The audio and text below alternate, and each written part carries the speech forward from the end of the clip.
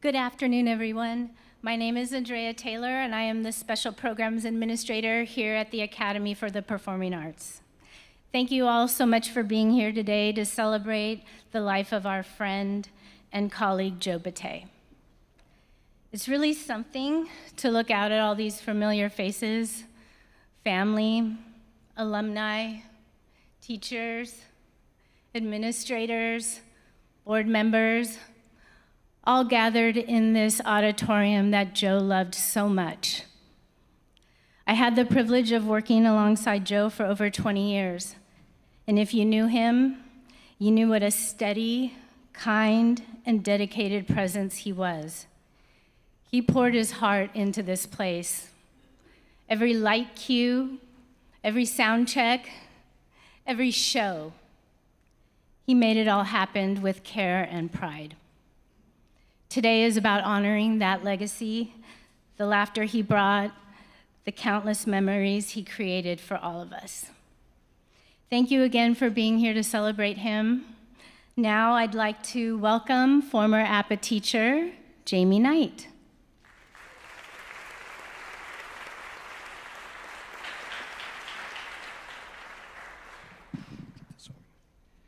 I didn't really get to know Joe Batte until my second year as an APA teacher.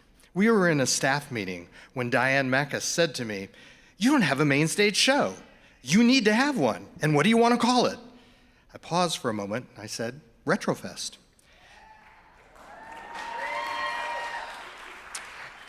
After the meeting was over, I walked back toward the auditorium with Joe, where I confided to him, "Joe, I'm really worried because I don't know anything about doing a main stage show."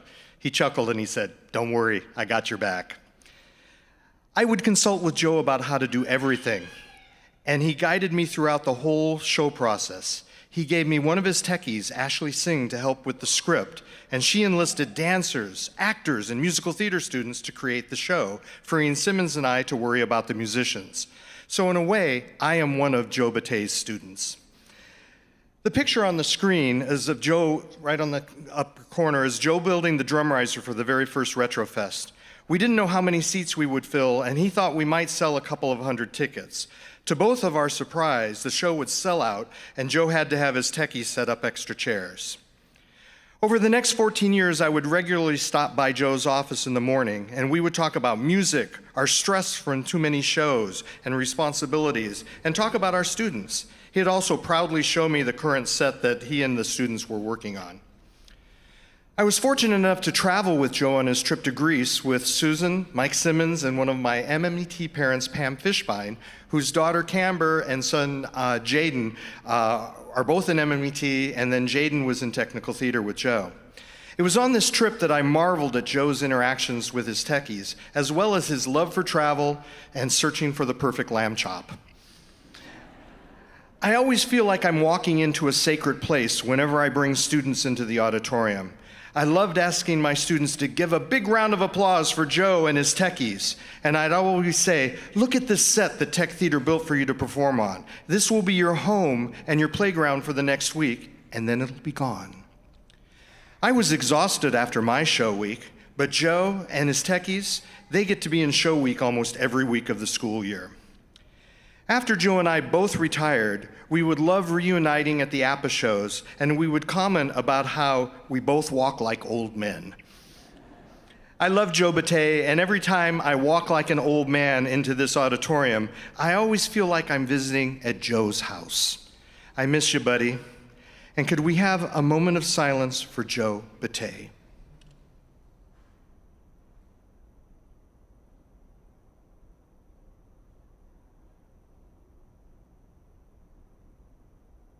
I counted to 7 because Ashley said I should count to 7. So the next slide, please. And now Joe joins Christiana Garasek and Earl Byers in the afterlife. Christiana, right there, was next to Diane Mackus' side at the very start of APA and made APA work. Yes. Earl Byers produced APA theater shows and was the distinguished voice and MC at the APA Academy Awards. Joe took over for Earl as the voice of the Academy Awards, and now all three are reunited in that big appa in the sky. Please welcome the Batte family to the stage.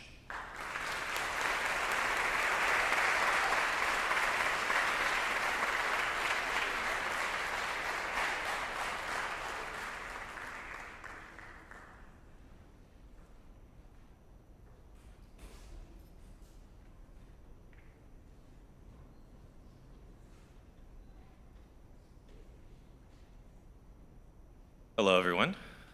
Thank you for being here today to celebrate the life of my father, Joe Batte. For those of you that don't remember me, I'm Connor Batte. You probably remember me as a little guy following Joe around before shows would begin. It's good to see everybody here again. The outpouring from social media has helped our family go through this dark time. Seeing all of those stories that were shared, we felt it would be important for everyone that knew my father to have this moment. So today we'll be hearing stories of my dad, when he was here making magic happen on stage. Here where he taught the next generation to dream big and to farm your acre of diamonds. I will be providing a different perspective. I was one of my dad's students during my time here at Huntington High, so I know what my dad was like when he was here. So for now, I will just talk about Joe Batte as he was to me, my dad. He was the greatest dad in the world.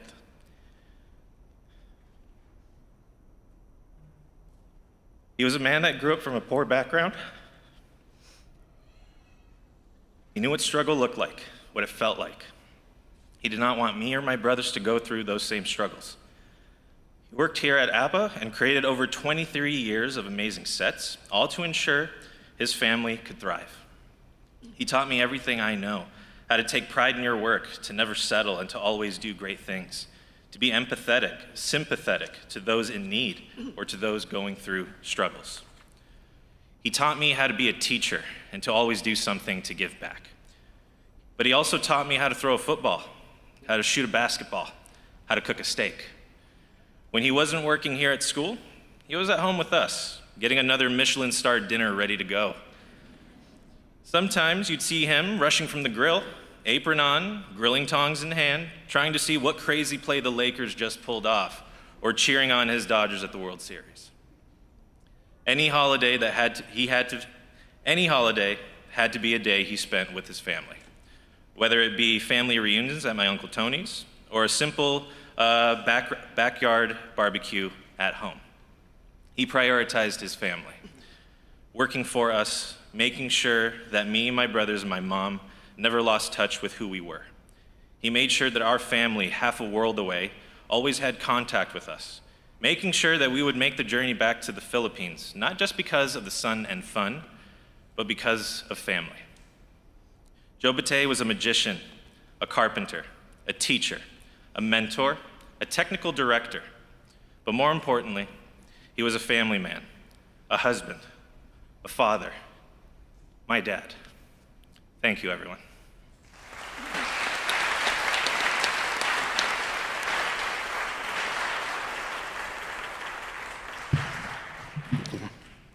Hello, everyone. My name is Patrick, Joe's younger brother. First, I want to thank all of you that are here today to honor and celebrate the life of my beloved brother. I'm grateful by your presence, and from our family to yours, thank you. Joe, my dear brother, I miss you. Your life was filled with passion, laughter, and kindness. I will always remember you as the bright star in any room, and that damn infectious smile of yours. It melted everybody's heart. Surely, the glorious light of your spirit shines down upon us today.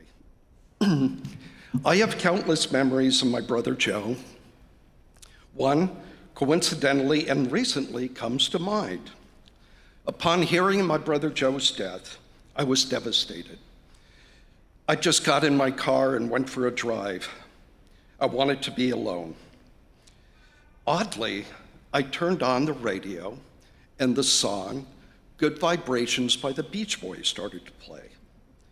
Well, my memory quickly flashed back to a time my brother would drive us to high school, Joe was a senior, I was a freshman, and his girlfriend Margie was a junior, and she sat in the front seat. In those days, Joe owned an old brown Dodge that always seemed to have a surfboard attached to the roof. On the way to school one morning, with the song Good Vibrations by the Beach Boys blaring on the radio, Joe's drive took an unexpected and circuitous route. We had ended up on the beach highway, A1A, where we lived in Florida. Best spot to check up the surf. And by golly, the surf was up big that day. Much to the dismay of Joe's girlfriend, Margie, school was going to be a quick drop-off for us.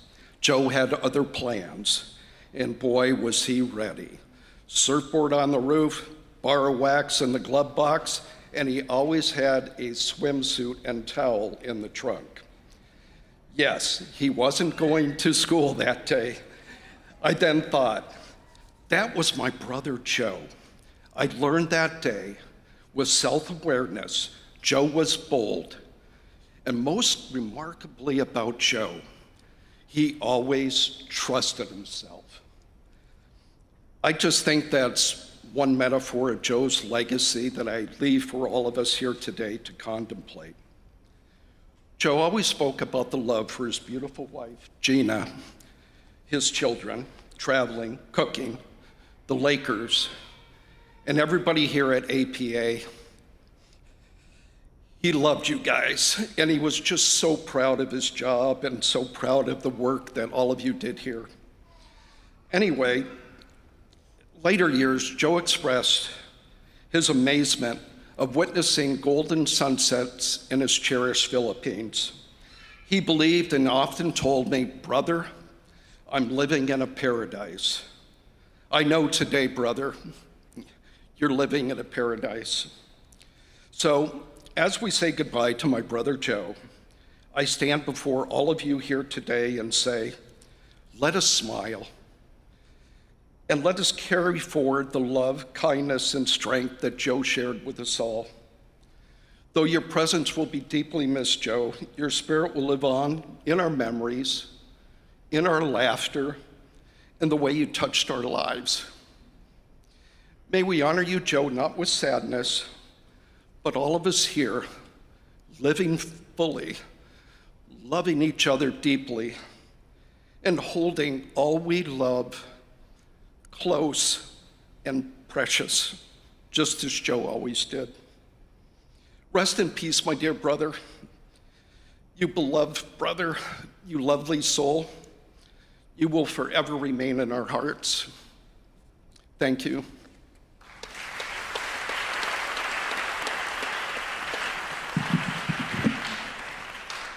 I'm going to take the mic out here. I'm Tony Batte, Joe's younger and most favorite brother. Anyway, good afternoon, everyone. I was told there'd be no teleprompter or escalator, so anyway, I'm happy for that. Good afternoon, everyone. I am the younger brother, and I idolized Joe, and I almost imitated him.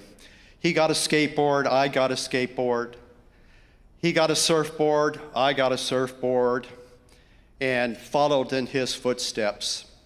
And as we got older, we became closer and closer together until one day I was going to get married in the Philippines, and I decided to invite my brother Joe to the Philippines to be my best man. Well, little did I know that that transformed him.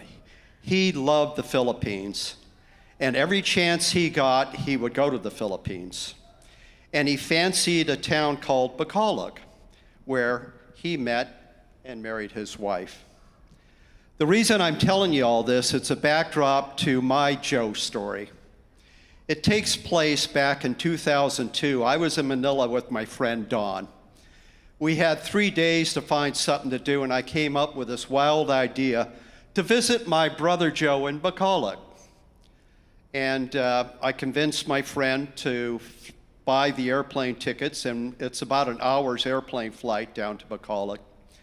So we're on the airplane and we're ready to land, and Don says to me, hey, where are we going to meet your brother? Are we going to meet him in the airport? Is he going to meet us at the hotel? How's this whole thing going to happen? And I said, Don, frankly, I don't know. I haven't talked to my brother. I have no way of getting hold of him. I don't know where he lives. But I do know one thing. I do know in this town of 500,000 people, my brother's somewhere in this town, and I've got a plan to find him. So we get out of the airport, and I flag down this cab. And we get into the cab, and I say to the taxi cab driver, I said to him, I'm looking for a foreigner, a Kano.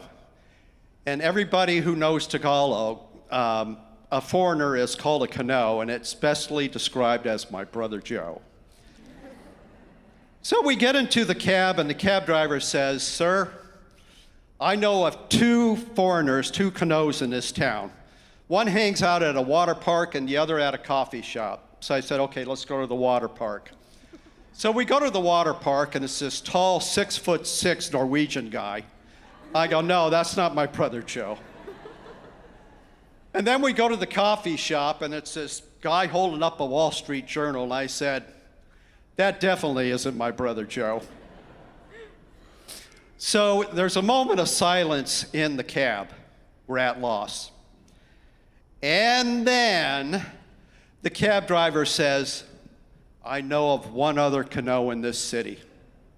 He's a little crazy, and he's always in the entertainment area of the town. And I've never seen him personally, but all my friends says that he has a show every night where he sings these Tagalog songs, and he's quite entertaining, and he's quite good. I turned around to my friend Don, and I said, we found my brother. So the cab driver takes us to the area of town. He goes, it's almost 5:30, you're in luck. He sings at this one venue at about 5:30. And it's a pedestrian street, and all these people are walking back and forth. And on each side, there's all entertainment areas, karaoke places. It's just bustling. So what I do is I stand and I get in the middle of the street. And I stand there, and Don says to me, what are you doing? I said, wait for it. And I looked about 300 or 400 feet down the street, and there's my brother Joe, and he's doing the John Travolta strut. And I go, Don, that's my brother down there. And he goes, you mean the guy that's walking like John Travolta? I go, yep. So he walks to us, and we go, hey, and he says, oh, and he hugs us and he says, I'm ready to perform and entertain these people. Come and join me. We'll laugh and we'll have fun all night. And that was my brother Joe. Anytime you were at a party, you would hear people laugh. You would turn around, there he was in the middle of everyone, telling a joke, a story, or a Shakespearean monologue. And he touched all of us. He touched everybody in this room. He loved this place. This was his house.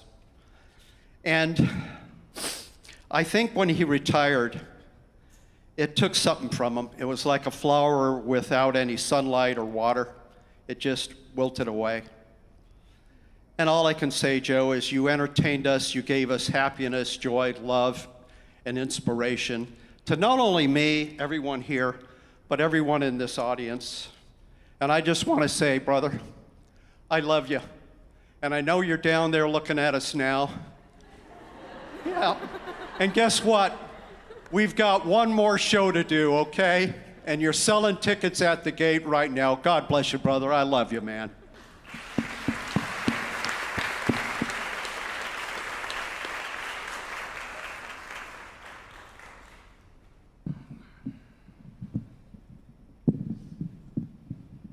Hello?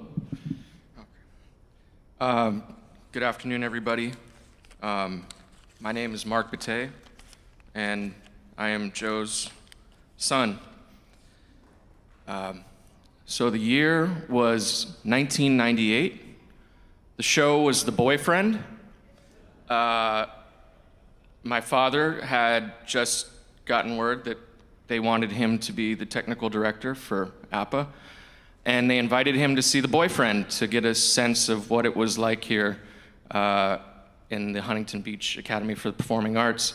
And he took me to see the show with him. And during the show, we were allowed to go backstage to see what the techies were like, what it was like. And I just remember him multiple times during the show just going, oh no.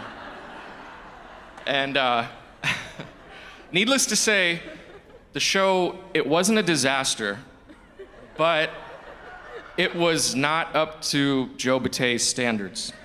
And you know, after the show, he had serious misgivings. He told me, he said, Mark, you know, I don't know if I can do this. I don't know if I want to do this. And luckily for everyone, he did it. And the first show was To Kill a Mockingbird, Harper Lee's To Kill a Mockingbird. And then from there, it was kind of off to the races. And I wanted to talk about some of the things that I think made my dad great for this job. He was the best carpenter that I've ever met. And part of that is, it wasn't just about X's and O's. It was that he had a vision. He saw the show in his head. And I remember when I was a kid, younger, I would see him in his office on working. He would have his graphs, and he would have his ruler, and he would be designing the sets, and then he would build miniature stage models of shows like Rumors and The Crucible. And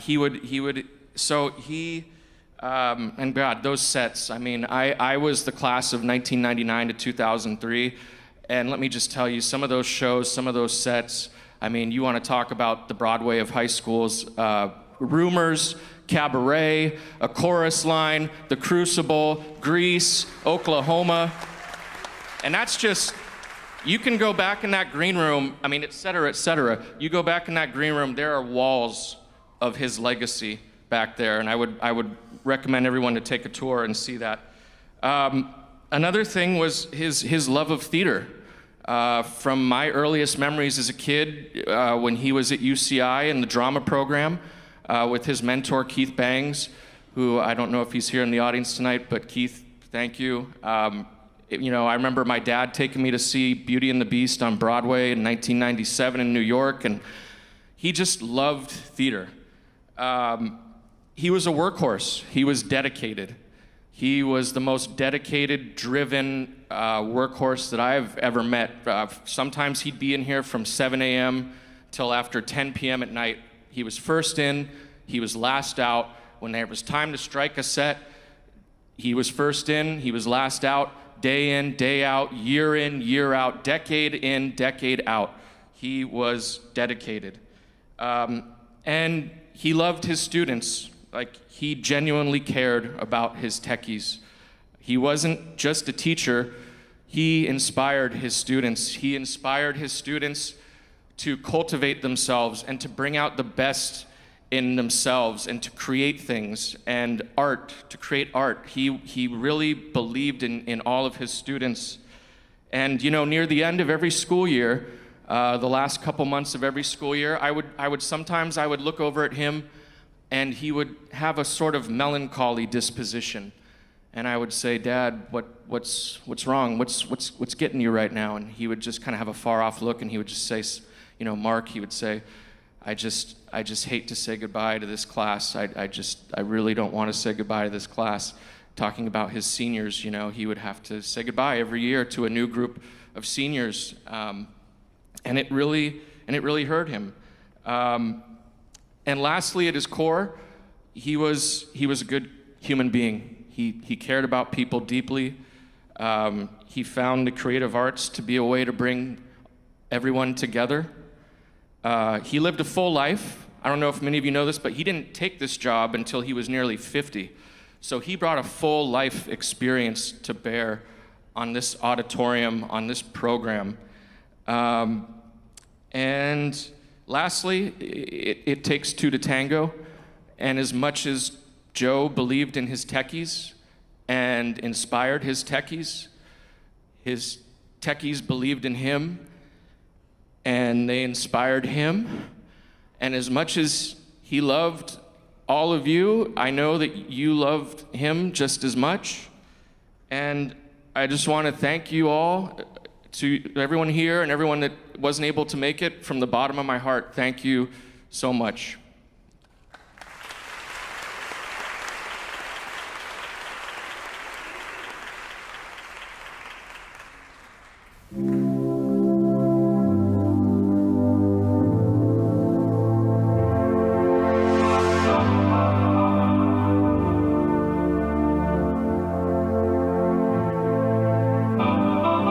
Let's dance in style, let's dance for a while. Heaven can wait, we're only watching the skies.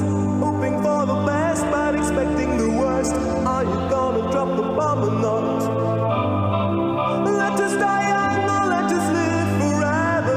We don't have the power, but we never say never. Sitting in a sandpit, life is a short trip. The music's for the sad man. Can you imagine when this race is won? Turn our golden faces into the sun. Praising our leaders, we're getting in tune. The music's played by the madman. Forever young, I want to be forever young. Do you really want to live forever? Forever, forever, forever young. I want to be forever young.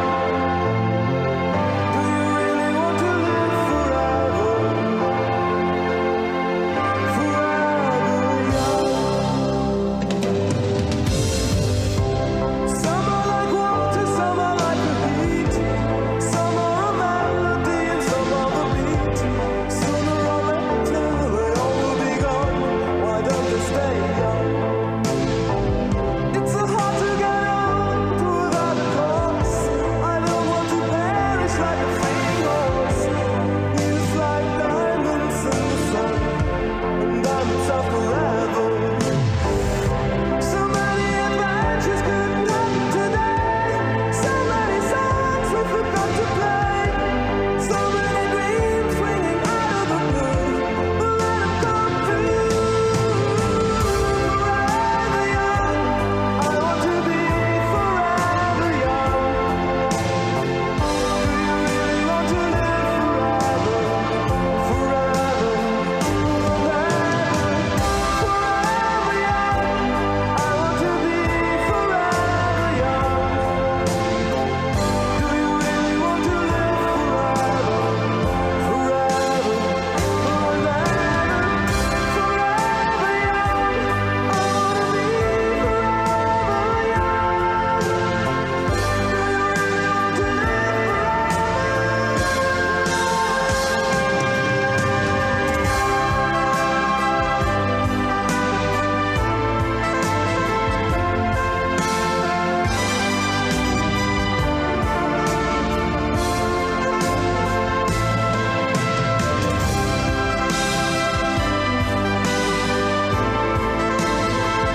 Do you really want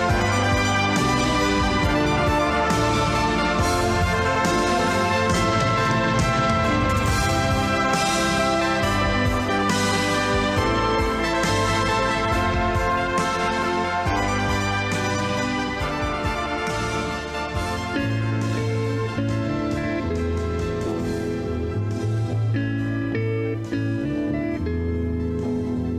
There are places I remember all my life, though some have changed, some forever, not for better.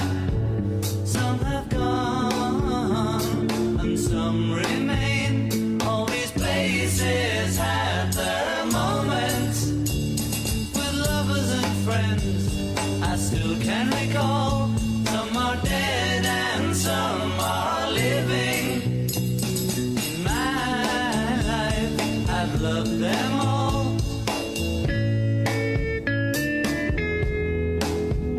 But of all these friends and lovers, there is no one who compares with you. And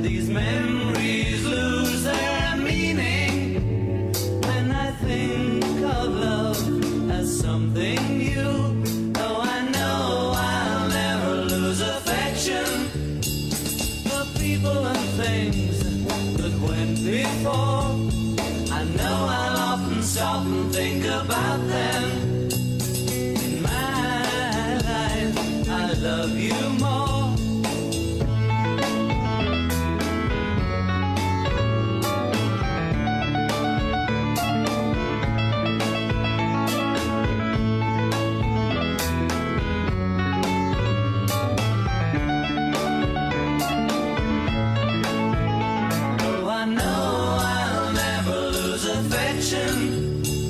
For people and things that went before. I know I'll often stop and think about them.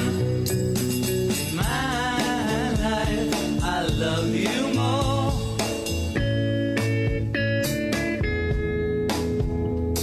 In my life, I love you more.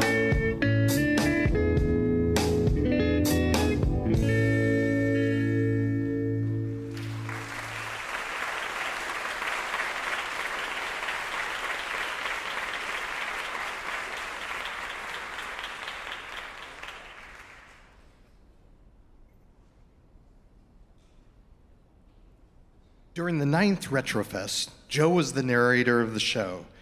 And because he had been to Woodstock and all of the East Coast festivals, our students started to call the show Joe Stock. The Hippie Joe segment of the show was my favorite, so please roll the clip.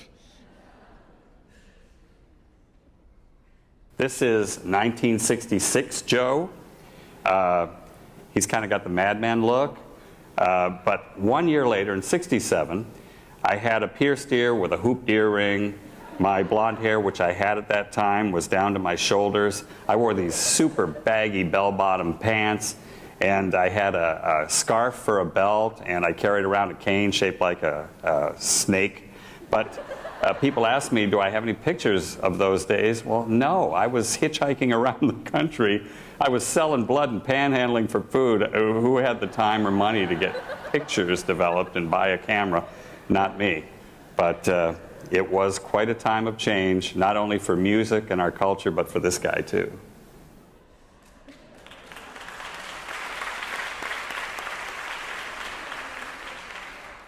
The Infinite Thinking Machine was an internet television show that interviewed Joe and I during the Tech Week for a behind-the-scenes look at Retro Festival.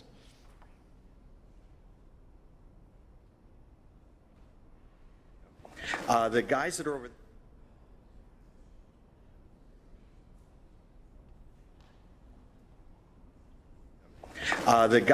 there, Josh is a 14-year-old that's climbing up on that ladder. Be careful, Josh. And then Max was in his position about 5 years ago. He's, I think, a sophomore in college, and he helps us, and he's also out in the industry now working while he's going to college as well. The old way of thinking is, go to high schools and prepare to go to college. We kind of got away from prepare for a job. Mm-hmm. And thank goodness for the ROP, because these kids are preparing for a job. They actually have jobs now working in theater, and that's why they get the good jobs when they get out of here.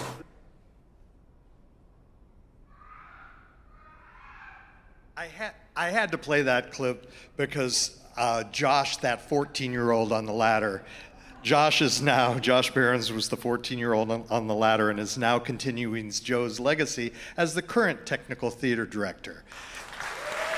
Yay.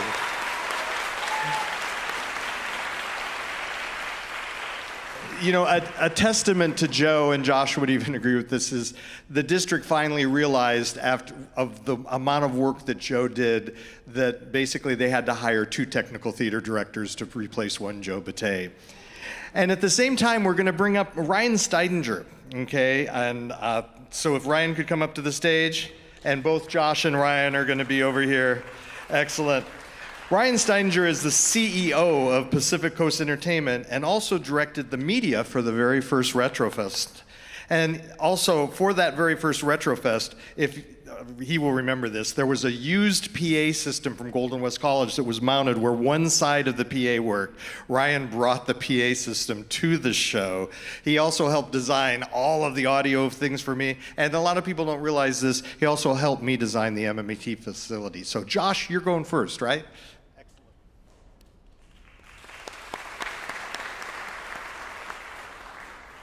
So Joe says this in the video about preparing for jobs and careers, and I think that is probably the biggest thing that he ever did for me. Like, I didn't even write this down, but I graduated high school, and one of the first phone calls I got after graduating high school was from Ryan, asking me if I wanted to go to Arizona and do a week-long gig with him and Pacific Coast Entertainment, and that was just the start of my career right out of high school. And I wouldn't have had that opportunity if it wasn't for Joe. And I wouldn't be here doing what I do if it wasn't for Joe Batte. I first met Joe at an open house event right in this house in 2012 after watching the How Techies Put on a Show video that he used to use to recruit all of us. And that was the start of my journey, not only in APA, but in the entertainment industry. And as a student, Joe gave me a space where I could create and design and really just chase any crazy idea. It didn't matter what it was. It didn't matter if it meant that he had to come in on a Saturday so that I could work and hang lights or stay late to program, or even when I asked him to go out and rent a Grand MA2 lighting console that I had never even seen or programmed before so I could try to figure out how to use it. Joe always said, no problem, as long as you can get it done in time. And throughout the time here, Joe would always talk about stories of traveling with the class, and he would offer to take us different places. And I got to go with him on a Mediterranean cruise with most of our senior class, and that is still one of the highlights of high school for me, and just all the things that he showed us on that trip. After I graduated high school, Joe asked me to be the technical director of the Black Box, and during that time, Joe became not only my teacher and my boss, but a mentor and a friend. And Joe, when we were just hanging out in here, he'd always want to talk about sports or tech stuff or stuff that's going on in the industry, and occasionally politics. He always looked for the best way to watch football and basketball while at work, and it was always fun. Like, sometimes I'd get a text while working the Black Box, like, hey, can you help me get this game set up on my phone? And on occasion, Joe would talk about his travels and stories from his life, and especially when it was younger, and I think most of us have heard some of those stories, and when you hear about all the things that Joe has seen and done, I think it's pretty safe to say that Joe lived his life to the fullest and as freely as anyone could ever imagine. From 2016 to 2021, I worked with Joe on almost every APA show, and up until his retirement, when Joe asked me to take his role as teacher and technical director. One thing I didn't realize at the time was that taking Joe's role meant that I was once again Joe's student. The fact that Joe lived down the street was vital to my first 2 years of teaching. I cannot tell you the amount of times I would text him and go, hey, how did you do this? Where is this? What should I do for this part of the set? And I would get the simple response of, I'll be there in 5 minutes. Even after he was retired and had no obligations to this place, Joe still wanted to be involved, and he still came down here and helped me and helped the program. And he gave so much of his time and his knowledge to this place, and there's still things that I, even just on the last 2 builds that we've had, that I would have gone and texted him and go, hey, how did you do this, or where did you find this? And that's when it started to hit me, is when I couldn't actually send that message. I remember showing up as a student one Saturday morning to work on the Miss Saigon set, and me and some of us in the class, we were arriving like 30 minutes early of Joe's see you at 9 o'clock call time. And much to our surprise, Joe was standing on the dock, Starbucks in hand, telling us that he had been here since 5 a.m. because he couldn't sleep and had to come work on the set. There's probably a lot I could say about Joe and just his character and how much he gave to all of us in this place, but there's one thing I think is really safe to say. Joe was a true example of what it meant to be dedicated to one's craft. And I will forever miss him, just as we all will. Thank you.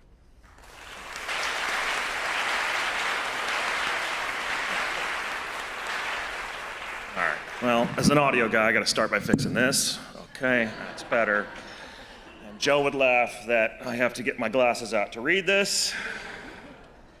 All right, hello, my name is Ryan Steininger, class of 2000, and I was here on Joe's first day. I remember thinking, gosh, who's this old guy? I introduced myself as the self-proclaimed head of the tech department. He smiled, he very graciously introduced himself, and that began a 20-plus year friendship. I thought of all the many stories I could tell. Perhaps I could share about the time I over-glow taped the stage as a freshman for a show. Well, when the lights went out, everyone started laughing. It looked like a runway. Except Joe. He began cursing because I wasted his glow tape. Or maybe I should share about the time that Joe sent me into the catacombs, right under this audience where you all sit. I was crawling and came face to face with an albino rat. I yelled, and Joe's response was, "They don't bite that hard, just keep going." Or maybe I should share about the summer where Joe let me step into his shoes as the auditorium supervisor. I might or might not have dragged some asbestos-covered carpet through the auditorium from the old green room, all the way down the cove, up the stairs, and into the booth. When Joe got back, the building looked like a scene out of E.T. Joe, in his baby blue puffer vest, just shook his head and walked away. But no, today I thought I would tell you about how Joe helped my business. I own PCE, now a regional event production company doing concerts, theater, theme parks, corporate events, all sorts of lovely. But in those early years, Joe, when I started my business, Joe was there to support us. He purchased gaff tape. He rented from us. He purchased new sound equipment. He let us design the theatrical systems, including the sound system that you all enjoy today. Sorry. He was truly and indeed a supporter. And I'm not alone. There were a few students over the years that started their own businesses, and he supported them too. For me, though, one of the most valuable things that Joe and I were able to do together was to give his students practical work experience. Whether they worked for me as interns, or came up as freelancers, or even became part-time employees, they had a place to start. Almost every year, like clockwork, Joe would come and visit me at the office and pick up his 2 rolls of gaff tape. He would tell me about the amazing students he had, always singing their praises, always talking about the good people that they are. For those that perhaps weren't going to college, they needed some place to start their career. And for so many, that was PCE. So, some may have worked for us just a few days, while others made a career out of it. I recently tried to go through and figure out how many students that was over the past 25 plus years. That number's well over 50. While Joe inspired so many individual students, at the same time, he was helping me grow my business, providing me with quality technicians, being a great customer, and always coming by every few weeks and buying a couple rolls of gaff tape. I always asked Joe, why don't you just buy a case? You could save a couple of bucks and save yourselves time. Well, he responded, I'll still be here in 2 weeks to buy 2 more rolls because those damn kids will lose it. Joe was a kind man, a loving heart, and we were all Joe's kids. He taught us leadership, he taught us professionalism, he taught us about integrity, but he allowed us to be kids. He allowed us to find ourselves and discover a craft and an industry that we all absolutely love. Many of you in this room are still in the industry today, working hard every single day because of those experiences we were given by Joe. Many years ago, we started a tech theater scholarship here at APA. It was for those tech students, and we named it after my father. This scholarship is something important to the students that have come through this building. Tech is often forgotten, marginalized, kids in black in a background just making it happen. But Joe made sure those kids had a voice and were celebrated. So it's in his honor that I would like to rename that scholarship after Mr. Joe Batte. And I have here, Josh, come here. Where are you? I have a check for you, Josh. You can't cash it, it's not for you, sorry. It's for the many kids for this year's recipient. I would like to close I would like to close with this. Joe was my teacher, my mentor, my first customer, my best PCE recruiter, my boss. More than that, he was my friend. Those of you who know this building and know it well, we know about our ghost. This is a creepy place. When you lock up at night, when you close the doors, banging to make sure they're closed, walking around, turning things off, and the lights go out. This building makes noise, and it speaks to you. It's just George up there. Well, now George has a friend. Joe's spirit will live on in this building to comfort and guide so many generations of students to technical theater excellence. Joe, I miss you, I love you, and I thank you for everything you've given me.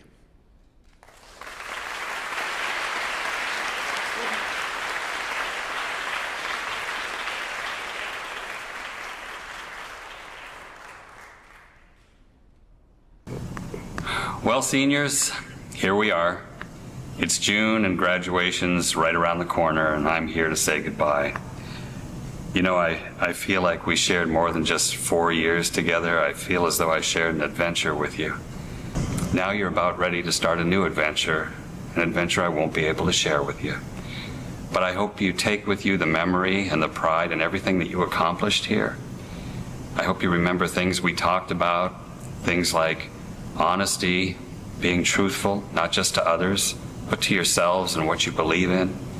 Don't forget the magic word, attitude, because whatever challenges and adversity life throws at you, if you go about any task with a positive attitude, you'll accomplish it, I promise you.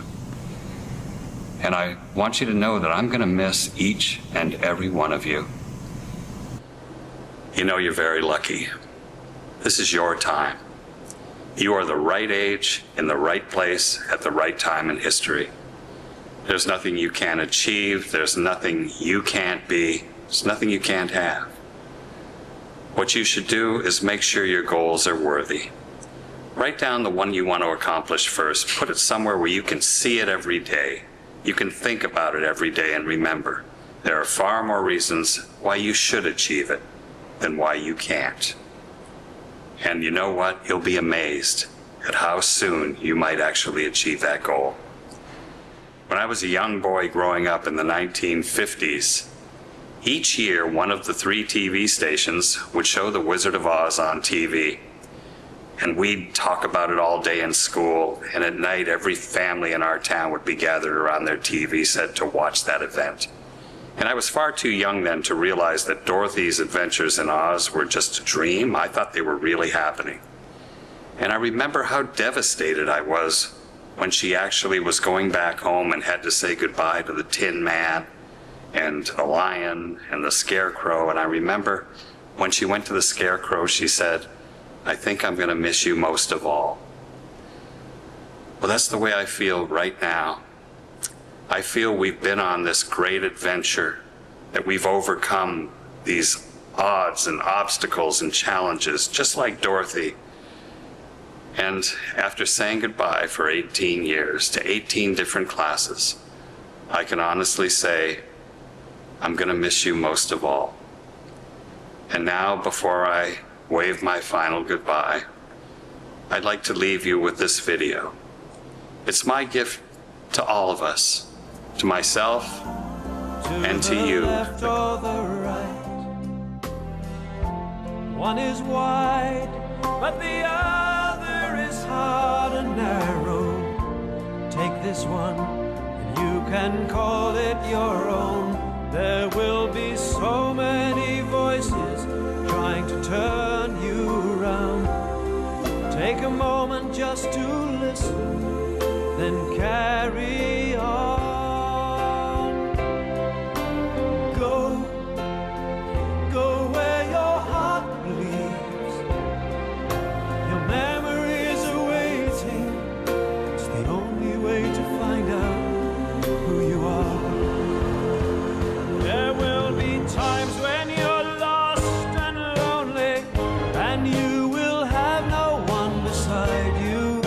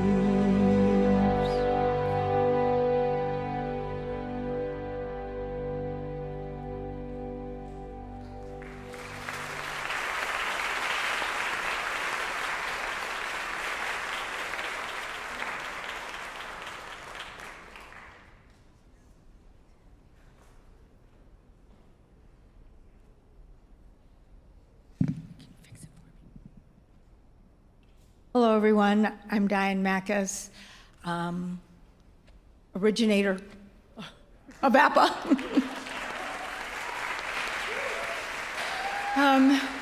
As we said, we're here today to celebrate the remarkable, witty, and slightly grumbly force of nature, Joe Batte.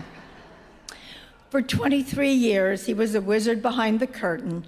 As our tech director and auditorium manager, he lit the lights, raised the curtains, and occasionally raised an eyebrow when we'd ask for just one more impossible piece or a lighting cue. You'd hear the familiar sigh, ugh, followed by the mutter, "You've got to be kidding. Oh, I don't know, geez. Let me see."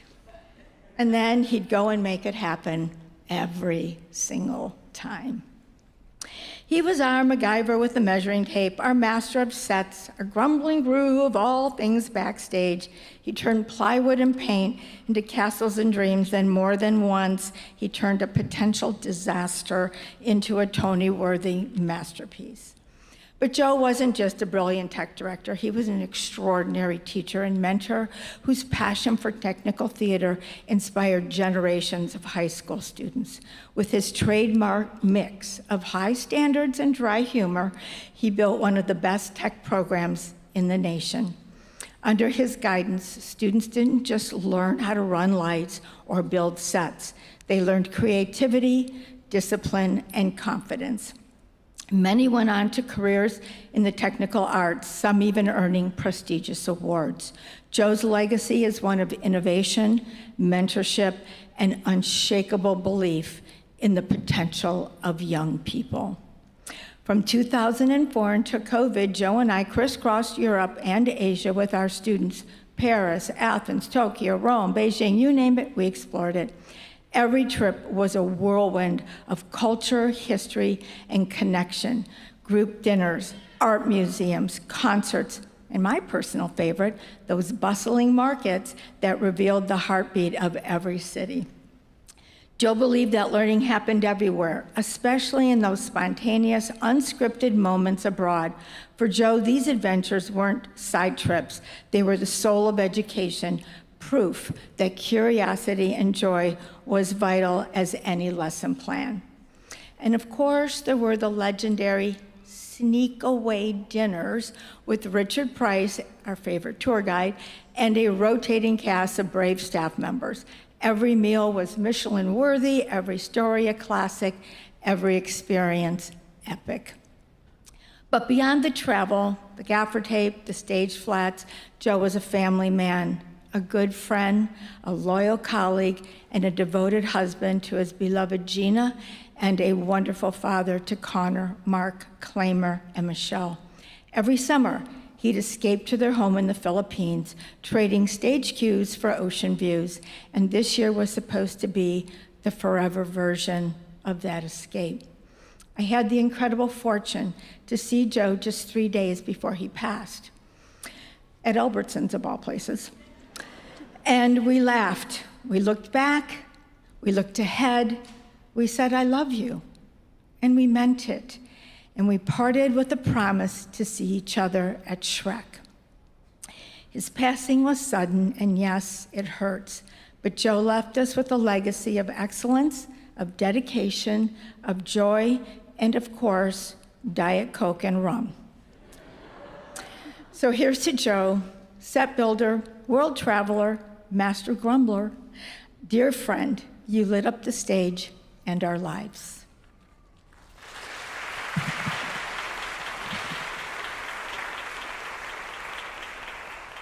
Hi, everyone. My name's Tim Nelson. I'm the musical theater director here for all the years that Joe was here. And wow, I can tell you, first of all, just to look out over the faces and see all the blasts from the past in the tech, in every actually APA department, staff, and everything out there is such a testament, and it is just amazing.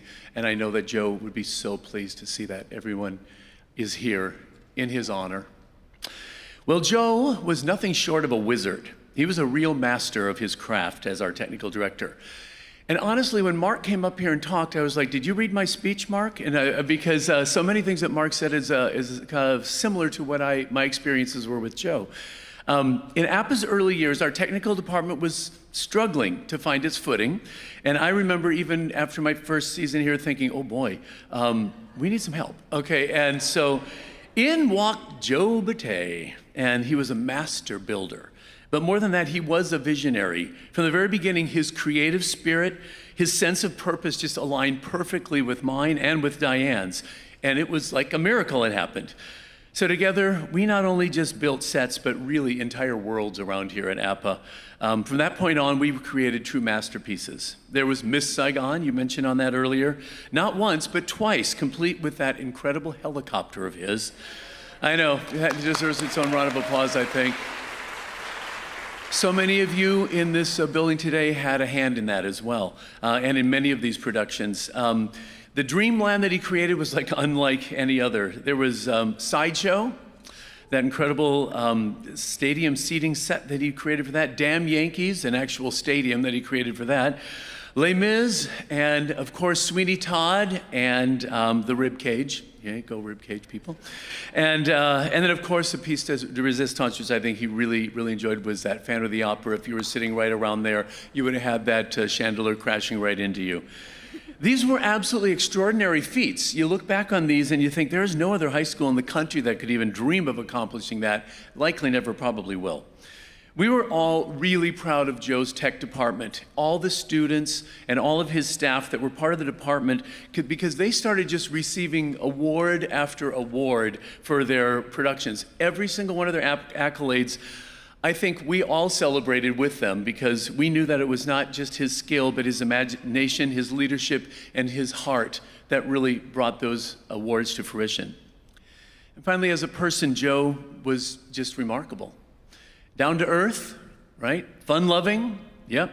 Tirelessly hardworking, and brimming with genuine passion for the theater and especially for life itself. He was simply put a 1 in a million man to me, a builder of dreams, a mentor to many, and a true miracle of a human being.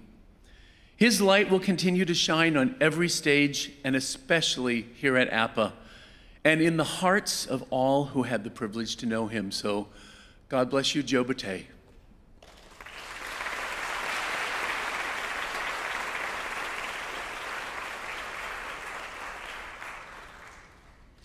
Bonjour from Paris. Like many of you, I was saddened and shocked to hear of Joe Batte's passing. It has saddened me profoundly. My name is Richard Price, and I worked with Joe Batte for nearly 20 years, planning international trips for ABBA students. Since Joe's death, I've thought about the ways that we've changed people's lives. We went to places like Singapore, Japan, England, France, North Africa, Spain, and many more. For these trips, this was all Joe. I worked for him. They were all his. Make no mistake about this. This was all Joe. And I can't fathom to think about the number of lives he has changed by these international trips. I like to think that Joe and I opened people's minds. These trips made students aware that there are other ways of doing things. I like to think that we helped make people's minds more tolerant and inclusive, and with an understanding of the differences of others. In Spain, for example, the students learned that, yes, it is indeed possible to eat dinner at 10 o'clock at night and survive. This was all Joe, and I just helped. He helped take off the blinders to see that there were other ways of doing things. And here's my husband, Joe Morano, the other Joe. I had the privilege of going on some of the trips that Richard arranged with Joe Batte. One of those was a Greek tour on a cruise ship. It was my very first cruise ever in my life, and it changed my life. Because of Joe Batte, I am now a cruise junkie. And it wasn't just the students on these tours. There were also dedicated administrators and parents who went on these trips. There was, Diane, of course, Julia, Mary Ellen, Gina, Sandy, Ruben, and so many others. And we always joked that our goal was to have an international tour that was just adults, no students.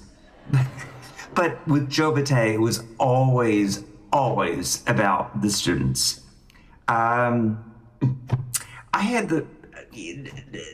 We had so many funny things on these trips. I miss Joe dearly. Here's to you, Joe. And I hope wherever you are, you're sitting in first class.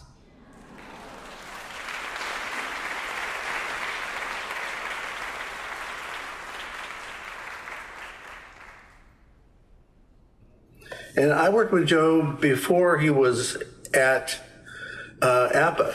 I was a staff painter at UC Irvine, and Joe periodically would come in and do some freelance work, helping out in the shop. So that's where we met each other. So the next year, when I'm in graduate school now, and I'm designing the second year, Joe disappears. And apparently he started working at APA. Joe could get 30 or 40 people every day on stage, this menagerie of people, students doing lights, some doing sound, others building, and I'm over there in the shop doing painting and just watching this whole thing, and it was madness, and somehow he was able to keep it all together. Sometimes he'd come up with very original designs. Sometimes he'd say, well, let's make it look just like the Broadway set, and he would. Or he'd come up with a very original design, and I would say the scope of that space, the size of that auditorium, the number of people there, and all the people that worked at APA, all those students. I've never seen in any college environment that many students on stage doing their job. And Joe had the ability to get them all to be there and want to be there. They want to be there every day. They want to be there on times that they didn't have to be there. It was kind of amazing. Some of those kids just lived there. And so let's honor that positive role model. See you, everybody. Love you, Joe.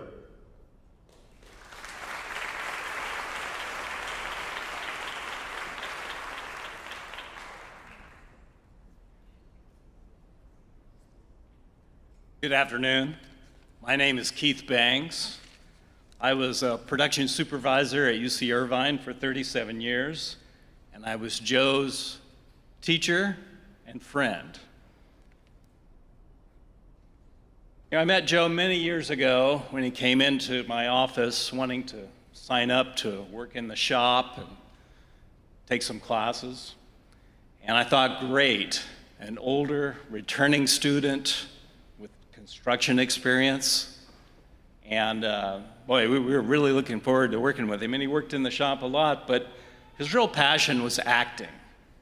And boy, did the acting faculty love him. He was cast in every part that called for an older gentleman. And he loved being around all the kids at UCI.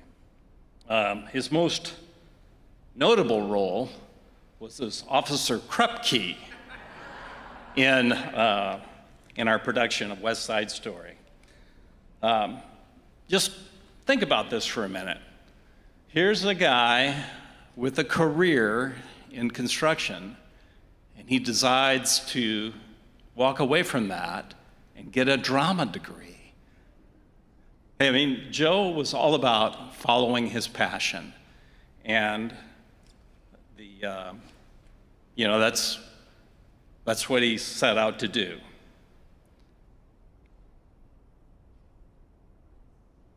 Joe lived what I would call a life well lived.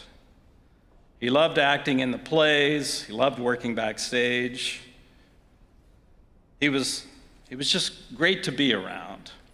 Over the years, I got to know Joe pretty well, and I heard some stories about some of Joe's other passions. Of course, we all know about his passion for fine food, fine dining, and for world travel. But did you know that Joe was kind of an adventurer? Now, Tony will correct me on all the details, but a lot of stories Joe told me got better with the telling. But did you know that Joe purchased a sailboat with the idea of sailing down to the Caribbean and on to Jamaica? And Joe was a waterman. He spent a lot of time at the beach, but he wasn't really a blue water sailor. And from what I hear, they made it down the coast sort of okay and through the canal. But when they got out into the Caribbean, they got lost and ran out of food and water. And were fortunately, eventually, rescued by the Cuban Navy. And the Cubans, provided him with some guidance and additional supplies, and I guess they finally did make it to Jamaica, but the crew and Joe decided that they would fly back. That makes me think of the time that Joe decided to get into the seafood import business. Joe loved the Philippines, right? And he was always looking for a way to get a few extra bucks so he could take another trip over there or spend a little more time over there. Well, I guess he met someone who was selling frozen shrimp. And the idea was buy it cheap in the Philippines, bring it back to Orange County and sell it to local restaurants. Well, he bought something like 2,000 pounds.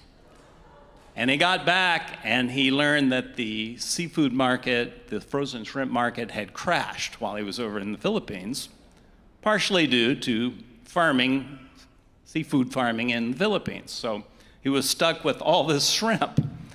And so he turned to the local stagehands, I guess the people who he knew around who had a little bit of money. And we bought as much frozen shrimp as we could handle.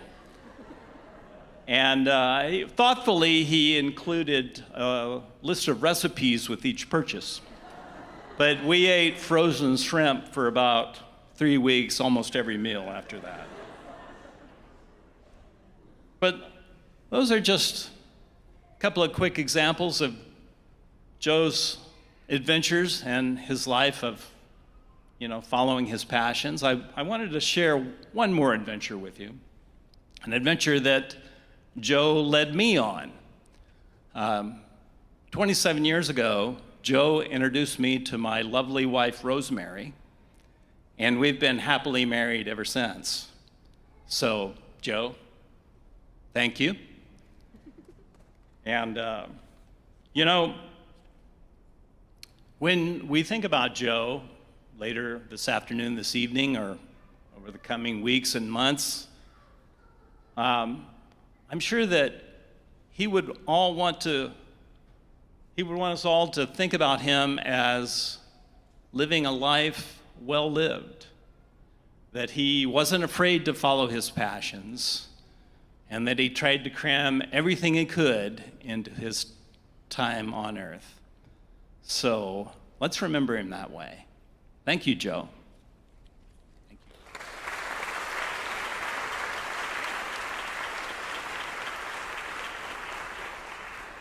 This man is worth $500, and this man's going to collect.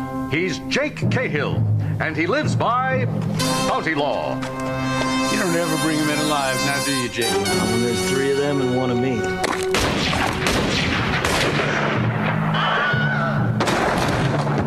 What are you looking at, bounty killer? Looking at an ugly owl who's about to get his jaw busted. Amateurs try and take men in alive. Amateurs usually don't make it. Whether you're dead or alive, you're just a $ to Jake Cahill on Bounty Law. Thursdays at 8:30, only on NBC.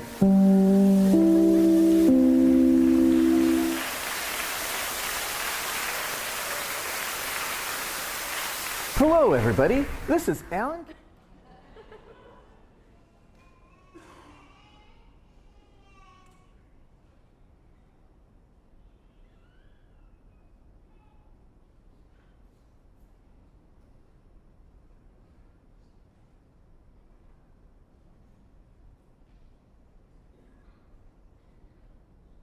So I keep trying to film this without crying. I don't think it's going to happen. So here we go. Joe, gonna miss you. I already miss you. You meant a lot. I texted you in June because you told me to go to Harry's bar in Venice when I was visiting with friends. So I sent you a picture. And the last thing you said to me was, hell yeah. I'm gonna miss you, Joe. Hell yeah.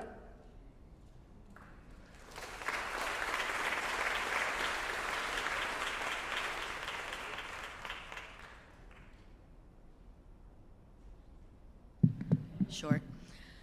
Hi, I'm Gail Bull, and I'm here to honor Joe through the lens of the APA Guild presidents. If you are a past president of any APA Guild, that includes CRAD, MMET, musical theater, theater, orchestra, dance, would you please stand up? Come on, I know I saw a lot of you.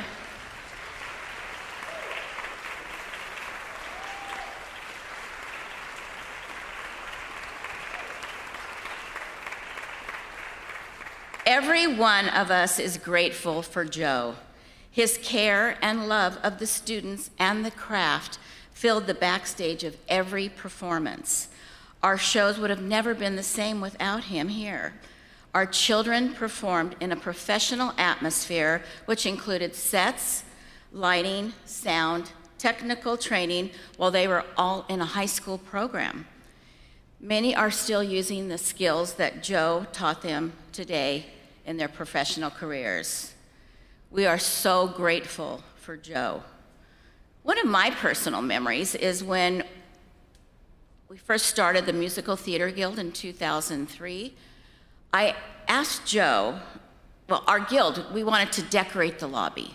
We wanted to decorate it to reflect the beauty of the show that was coming up, The Secret Garden.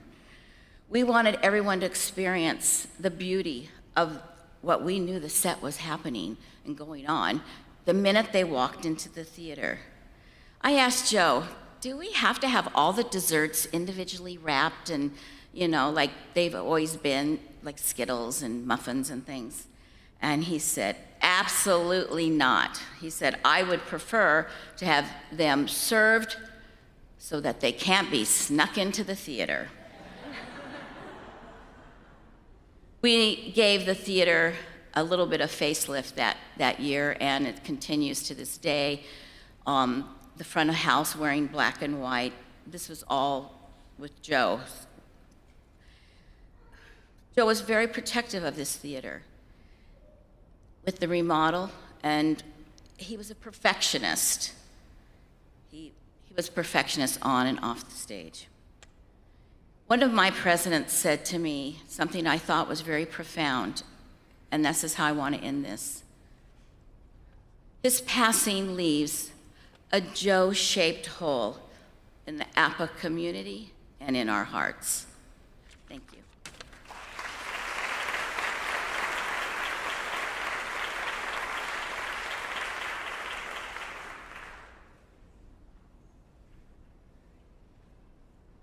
Starting with Rumors in 1998, all the way through the curious incident of the dog in the nighttime, I did more shows with Joe Batte than anyone else.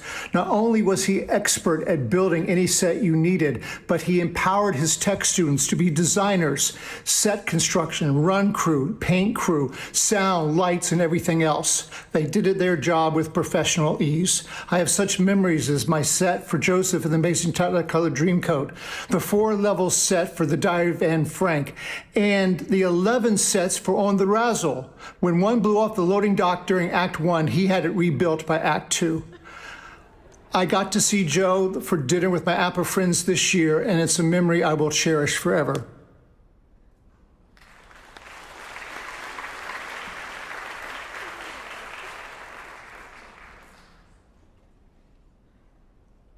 Joe Batte made a huge positive impact on the Academy for the Performing Arts, Huntington Beach High School, and thousands of students' lives.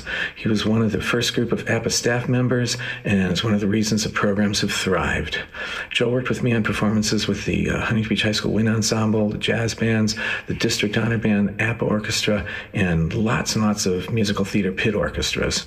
Joe would do everything he could do to help us look and sound good. But of course, never on Super Bowl Sunday. And of course, Joe worked with me to develop Sounds of the Seasons, coordinating staging, lighting, and the logistics of that little orchestra concert that involved 10 pianos in the pit, brass, woodwind, string, percussion ensembles with on the stage, some seated, and some with theatrical choreography, the color guard on the stage, the marching band in the auditorium, and even up in the balcony, and the large ensembles on the stage. Joe helped coordinate in real time the backdrops, the lighting, the timing of the curtains of the performance, both in front of it and on the stage, the reading of The Night Before Christmas, and yes, even snow falling on the orchestra. Joe helped to make so many cherished and memorable moments. The only way to do great work is to love what you do. Joe loved what he did. We'd just like to express how grateful we are for Joe and Gina and what a positive impact they made on the Gilbo family.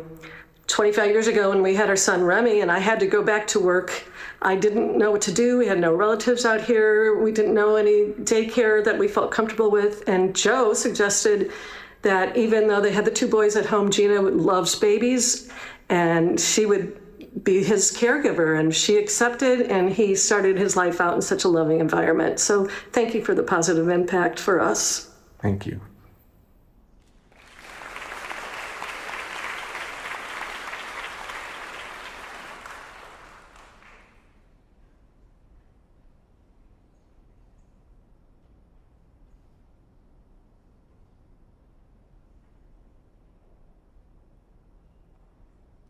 Good afternoon. I'm Bonnie Castry, a longtime member of the Board of Trustees of the Huntington Beach Union High School District, and I had the honor of working and knowing Joe Batte. I call him the master builder. He was hired as the auditorium technician on November 4th, 1998, and retired from our district, sorta, on September 15th, 2021, after more than 22 years of dedicated service. Then he proceeded to volunteer in his beloved program in this magnificent auditorium, hence serving our APA community and district for more than a quarter of a century. During those years, he took the fledgling, struggling technical theater program with a few students and built it into a world-class program. He not only built stages, lighting, etc. with students, he motivated them to build their careers, their self-esteem, and lifelong relationships. Where else in those years did students learn to build a helicopter for Miss Saigon, a boat that paddled over this beautiful stage for the Phantom of the Opera, and a huge sinking ship in Titanic? Joe built their knowledge base of how to use tools, and as important, their sense of self and creativity, and how to think out of the box. He helped them to build teams that worked effectively and celebrated each other's strengths and helped each other through struggles. Throughout his tenure, he supported his students and the district in a variety of roles, including earning credentials to teach his tech students in ROP, and most recently through the adult school. All three of his sons are APA grads and doing very well. He built relationships within APA with the entire staff in order to be trusted with the most challenging tech and lighting for multitudes of shows, which you've heard about this afternoon. He was a fierce defender of APA and built relationships with our district and with surrounding districts in order to build the program to what it is today. Joe built the program by establishing community and business contacts, many of whom donated much needed equipment and their expertise to our tech program. And they hired our graduates because of the relationships and the knowledge of the full wonderful education that our students receive through Joe's leadership. Joe's students learned from the master thinker and the master builder. Lest you think it was all hard work, Joe also provided many fun times that also helped to build community and long-lasting relationships. Students learned about the world on trips near and far, and you've heard about those today. And the film Joe put together at the end of each semester was a special gift of his, specifically to each one of his classes, so that he could say so long to each one of those classes. He loved them all. And we'll never forget his tales of attending Woodstock in the 60s. He left the tech program with a deep structural foundation, which is now being built upon by Josh and Chris. You've heard today that Josh was one of his students, a standout, and is now standing on Joe's shoulders and continuing to build the magnificent sets and strong, well-educated students.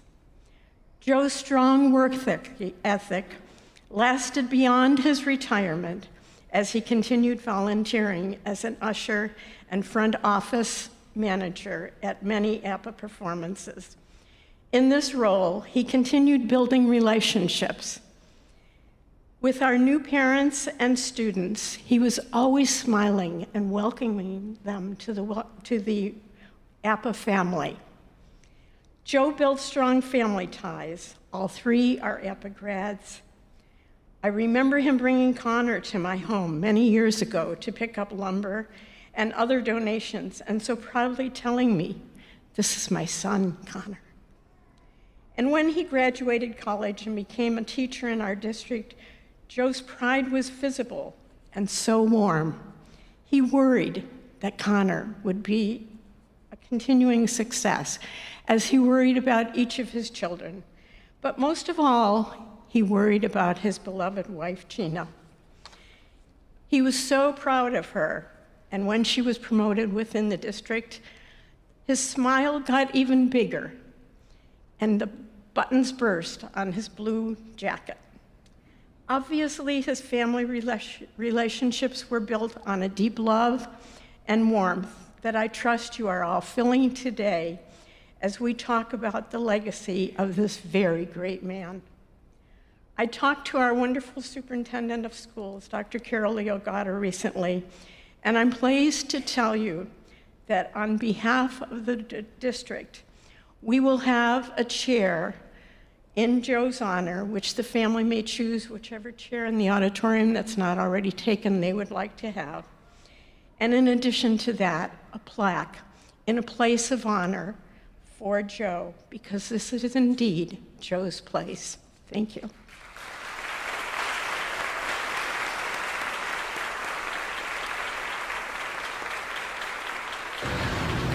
Okay, yeah, it's been 25 years of APA, but I've only been here 20 years. But still, I've had a lot of fun with the students, had a lot of great kids come through this program, and I'm looking forward to the 25th anniversary and a lot of you guys coming back so we can reminisce about all the fun we made of the actors through our headsets. And I'm really looking forward to seeing you guys. Come on back for the 25th anniversary.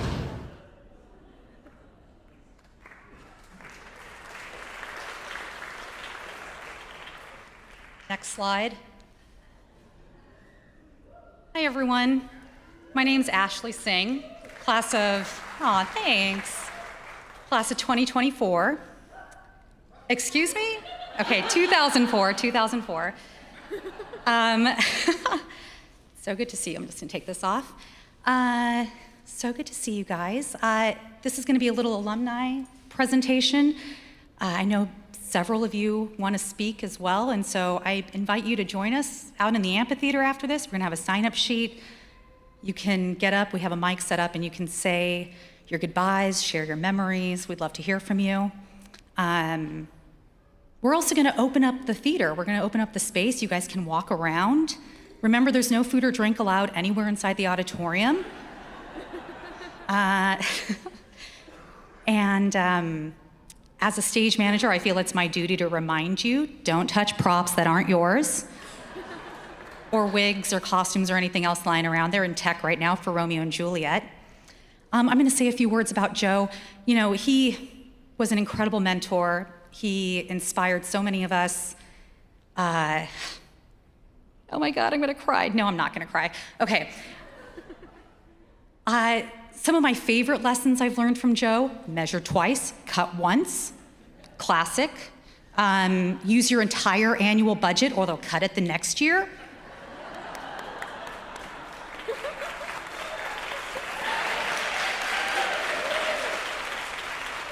But I think the thing I take away the most from my time with Joe is the sense of community he fostered and instilled in all of us.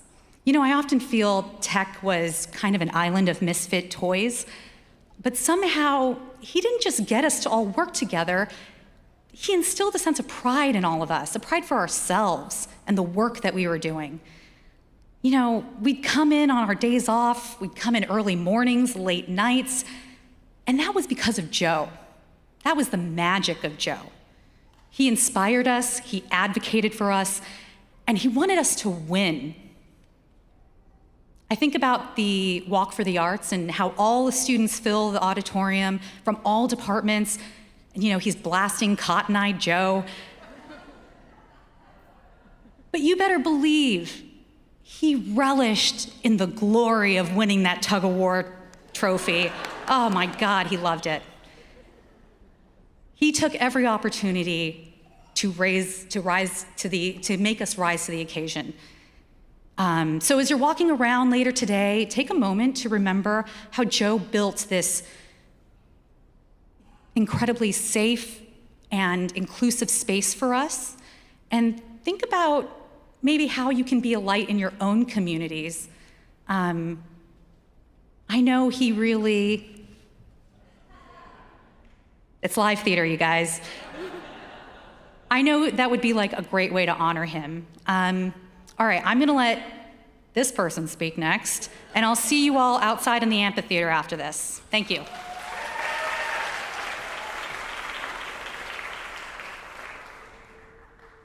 Well, I'm gonna go off script real quick. Mark, you mentioned the boyfriend. That moment, he was second guessing himself. That was us. Oh man, that was a very dangerous set.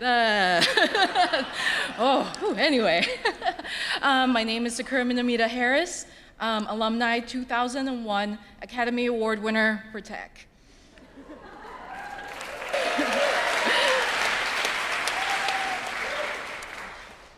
Joe, I can't put into words how much you meant to me. Remember back in 2000s, us weirdos were your first students. Tech really wasn't the coolest discipline. That's wild to think now, but you single-handedly changed that. You made techies super cool. You made an underdog department matter. You taught me tenacity, empathy, and confidence. You taught me how to be a leader. You taught me to be the person I am today. Do you remember the Crucible set we brought to life together? I was really obsessed with all the subtext and wanted every little nuanced details right for that set. Despite some pushback from our stakeholders, you were by my side pushing my crazy vision. Together, we brought home our first CETA award for Best Set Design. In that moment, you taught me tenacity. When I told you I got rejected from the college of my dreams due to insufficient tuition funds, you jumped on the phone with them right then and there and told them, you are making the biggest mistake. It didn't change the outcome, by the way. But that didn't matter. In that moment, you taught me how to lead with empathy. The craziest thing that happened was I was on stage, not behind the scenes, but with the spotlight on little old me bringing home our first Academy Award for Tech in 2001. You were standing there next to me like a proud Papa Bear in that moment. You taught me confidence. Oh, and let's not forget, you pointed at my mom's belly when she was pregnant and said, that kid will be in my class. 16 years later, it happened. Nami's right there. Nami Minamita ended up being your student. Oh, and so thank you for entrusting me to be your lead set designer. Thank you for everything you have done for us techies. I miss you so much. You will always be part of my story. And from here on out, this Academy Award will embody your legacy.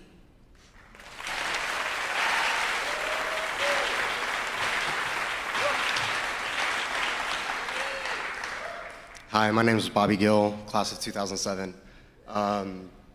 Joe Batte was a father figure, a leader, a mentor, a friend, a confidant, and someone you could always trust to go to, no matter what was going on in your life. For a lot of us in my year, Cody Gummerman, Ryan Burke, Max Weisenberger, Kate Thomas, a lot of us were misfits, like Sakura said.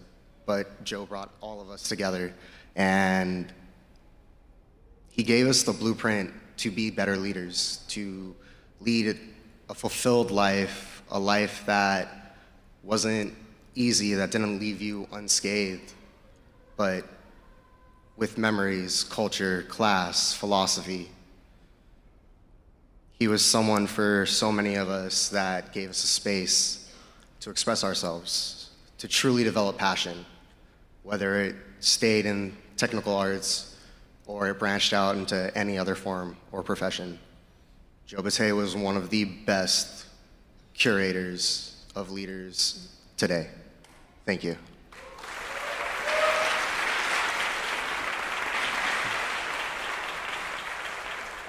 Joe Batte, this is Britt, class of 2003. You also knew me as Tiger, Sport, I don't know, other words that I'm not going to say on here. You are a legend in every single sense of the word, from your compassion and kindness to your iconic fashion sense.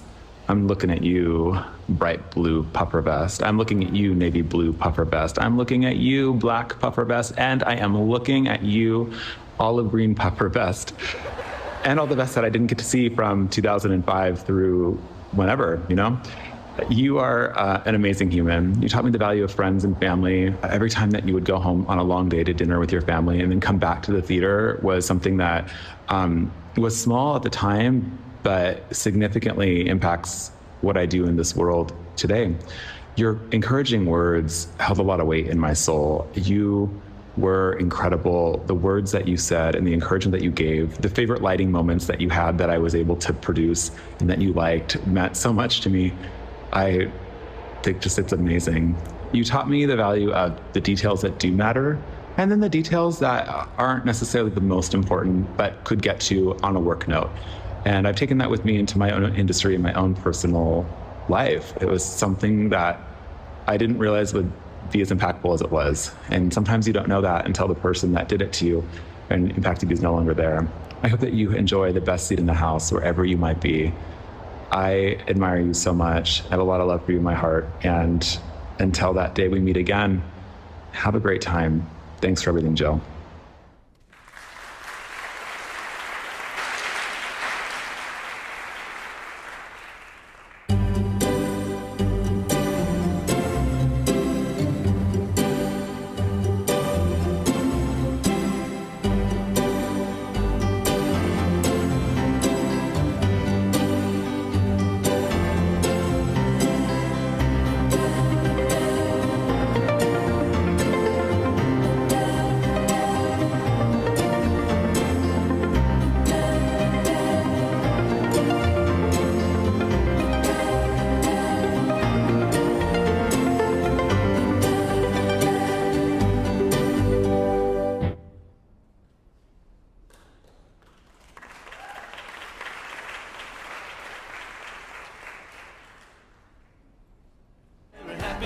The Appa kids are in the room where it happens, the room where it happens, the room where it happens. My God, Another show, every day a new production. Don't cry, Joe.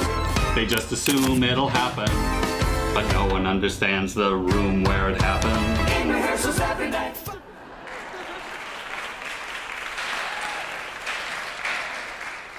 All right. I'm here to serenade you. Not yet, though. Okay. Wow. I was just backstage thinking about the crazy amount of stagecraft that we do, even for something like this today. And we all think that, oh yeah, I made this happen, I got everybody going, but I really started to think about if it wasn't for Joe and the amount of how much he would ratchet up the quality of things and showed us the way, that all the people that helped me, Ryan, who really helped ratchet up everything I've done here, he got it probably from Joe. Josh too. So it's like, it's crazy. Anyway, here's my spiel. I've been a musician my whole life. I don't know if you knew that. I rarely get a chance to play in here, but more often than not, for musicians like me, that means when you go to a venue, you just run in, set up all your stuff, play for a few minutes, tear down, and get out because somebody else is going to go after you. So having Tech Week in here for the first time 20-something years ago, for our first Retrofest, was right here in this room. That was all new to me. When I saw what Joe and his crew had designed and built, like a whole stage, and we had risers, and there was like a drum riser for me to play on because I was drumming back then, and a little, hi Joe, and like a light thing behind me and all this stuff, and I was just like, wow, this is what a real show is like. It's about time.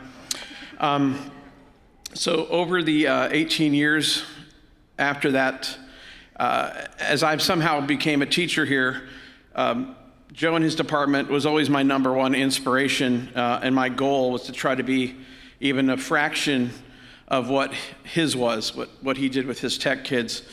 The culture that they had in tech and his relationship with the students amazed me, and I hope that someday I could get my little media group somewhere near that level. That never happened. I'm not as patient and selfless as Joe. People might argue with me, but I know better. Anyway, he imparted so much to his students, a lot of little details, the stagecraft, the safety, the lights, the tools, but beyond that, he really got down to the heart of things, what it means to be human.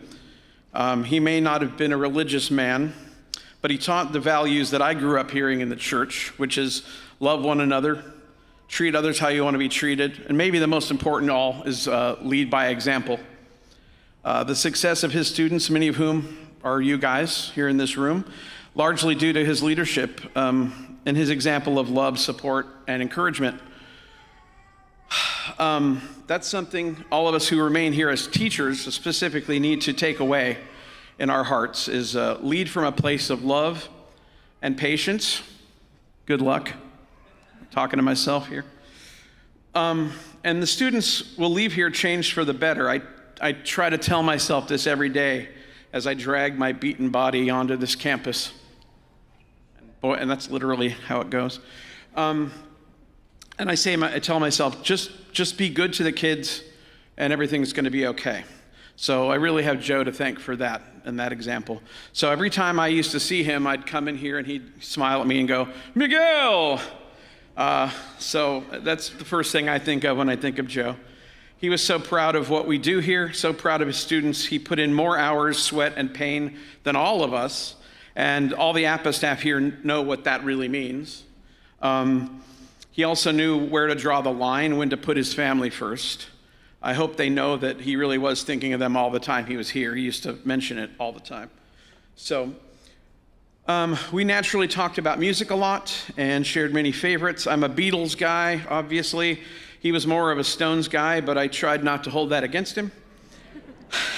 There was one song he always hoped that MMET would do here, and we never did. So now for the first time ever, I'm going to sing this song. It may be the last time, too. I don't know. That's a hint. Anyway, we have a surprise behind the curtain for you guys. Before we get there, though, I just want to say it's always a special day for an APA director when you first walk in for your first tech day and see what Joe and the techies have built for you. I learned early on that what I expected to find and what I would really get are not always the same. But yeah, so I have a couple things I want to say to Joe before we move on. First, I can't even see the stage, guys. This joke is not going to fall. They're working on it.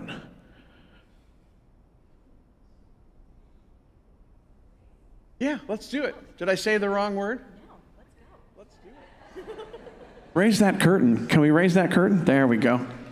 Oh, a surprise. Look, Stagecraft. That's a hell of a band right there. So I have a couple things to say to Joe right now. First, Joe, this is still not where I want the drum set. Can't we just get it a little farther back so my kids have room to rock? Actually, it's actually perfect. Second thing is, Godspeed to you, dear Jose, to that never-ending musical festival in the sky. So with that, we shall commence the rocking.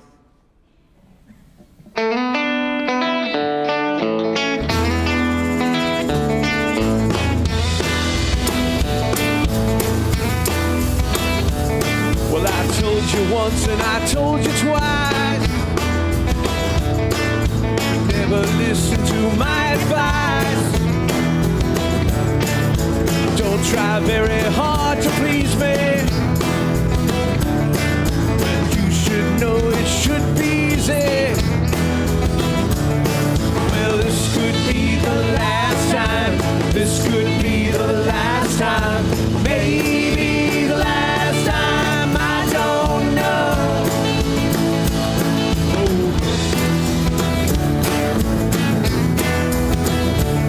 Well, I'm sorry, girl, but I can't stay. Feeling like I do today. There's too much pain and too much sorrow. And I will feel the same tomorrow. Well, this could be the last time. This could be the last time. Maybe the last time. I don't know.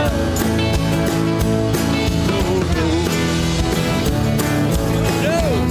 Take it away, Tony.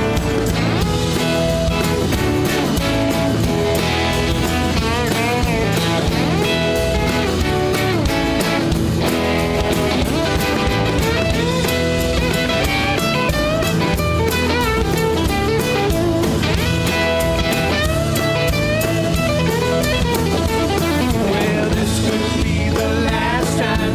This could be the last time. Maybe the last time. I don't know. Oh no. Oh no. Well, I told you once and I told you twice that someone will have to pay the price. But here's a chance to change your mind. 'Cause I'll be gone a long, long time. Well, this could be the last time. This could be the last time. Maybe the last time. I don't know.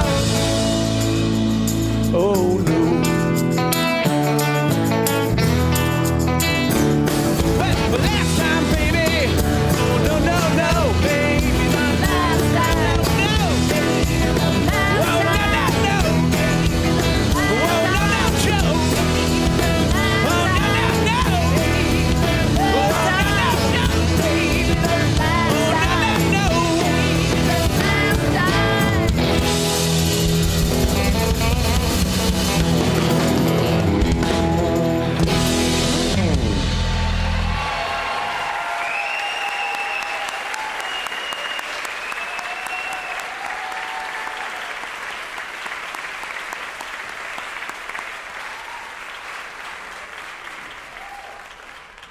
Hi, everybody.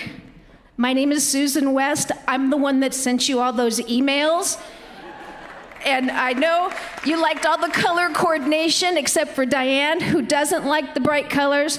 I'm sorry, I hope it didn't give you one of your migraines. Sorry, I know.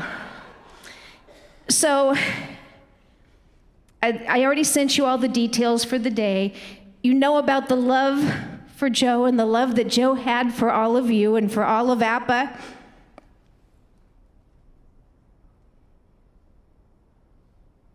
And today is a testament for that. I want to thank Ashley Singh, who you've met a couple of times now. Ashley and Mike and Jamie worked very hard and put all this together. I just sent the emails. So they did an amazing job. And we want to thank Josh and Connor and Mark for all that they did to make this happen today. And an extra special thanks to Gina for sharing Joe with us. And we all love Joe Batte, don't we? So after we finish up, and there's still a little bit more to come today, but after we're finished here in the auditorium, we're going to move outside. You're going to exit through these doors here, and we're going to have some sandwiches and a little bit of lunch, and then there's still time for us to share stories and for you to share stories about you and Joe, and more conversations, and maybe some opening the doors and let everybody see what the backstage looks like now. And I just know that you all loved all of these pictures and the stories that we've already shared today about all the shows, all the trips, all the production meetings, all the tech dinners. But now this last movie of the day is really super special, and it comes from us, to us, from David Kyle. Roll it, please.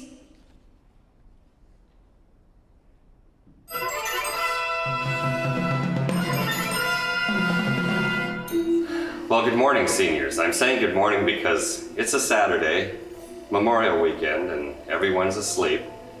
But you guys know that feeling because you've also been in this theater on a Saturday morning or a Sunday morning. And I'm here, it's my job, but you guys came in because you wanted to. And I've always admired you for that. You know, in the last 4 years, you've worked hard, you've accomplished a lot. It's so hard to believe 4 years have gone by, and I'm gonna miss each and every one of you. You know, thinking of things we've done, we've also, as you know, gone on road trips at spring break. We've been to London and Paris. We've gone on a Western Mediterranean cruise.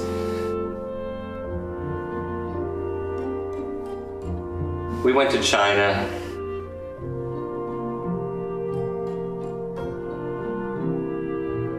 And last year we went to Greece. These are experiences you'll remember for the rest of your lives.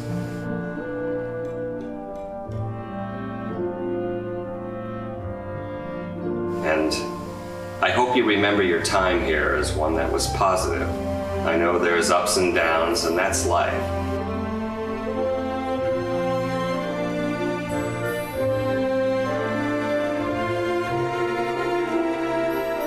But my goodness, we've laughed, we've cried, you've heard me scream at you.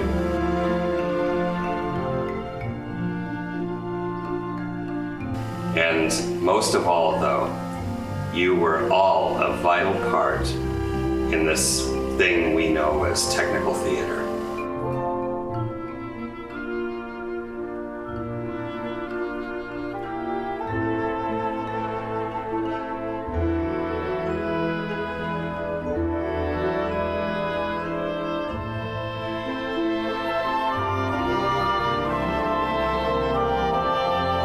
What a wonderful time we've had.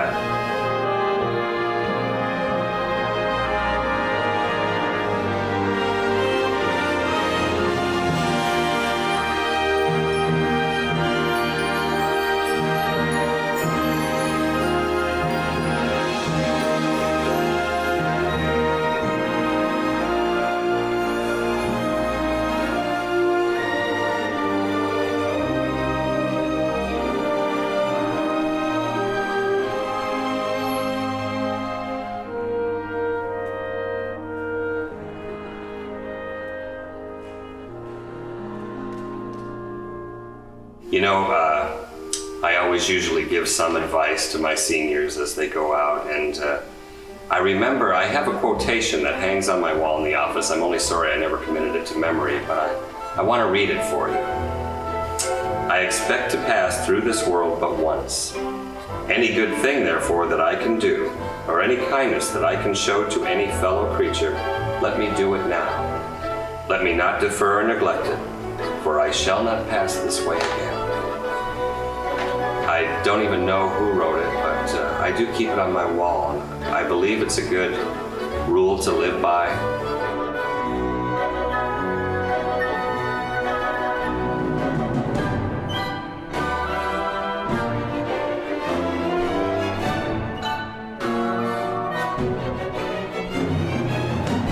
Also, you've heard me say in the past that I believe loving what you do is important. You know, having the skill and the knowledge to accomplish something will bring financial rewards. But loving what you do will bring peace of mind, confidence, and a feeling of self-worth. I truly believe that loving what you do goes hand in hand with being successful at it.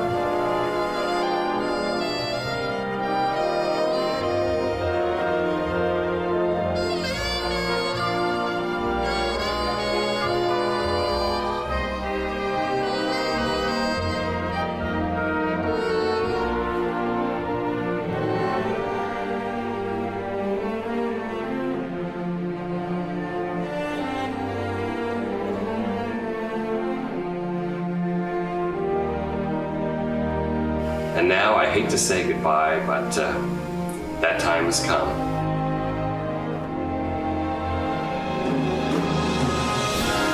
And I want to leave you with this video, some of the memories that you have left behind here. And in hopes that you'll take these memories with you, memories of the laughter and the accomplishments.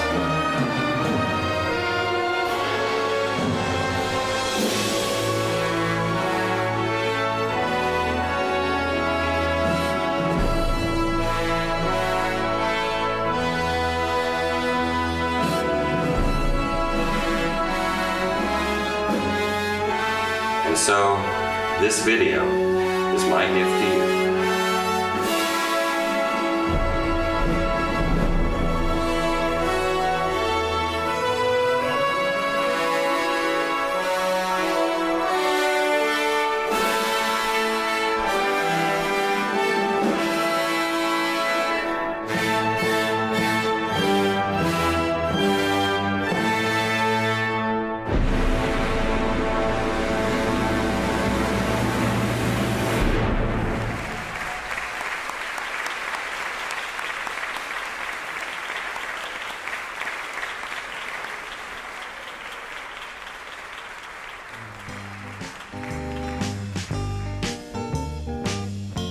That concludes this part of the day. And please join us for lunch outside, right through those doors. If it hadn't been for Cotton Eye Joe, I'd been married a long time ago. Where did you come from? Where did you go? Where did you come from, Cotton Eye Joe?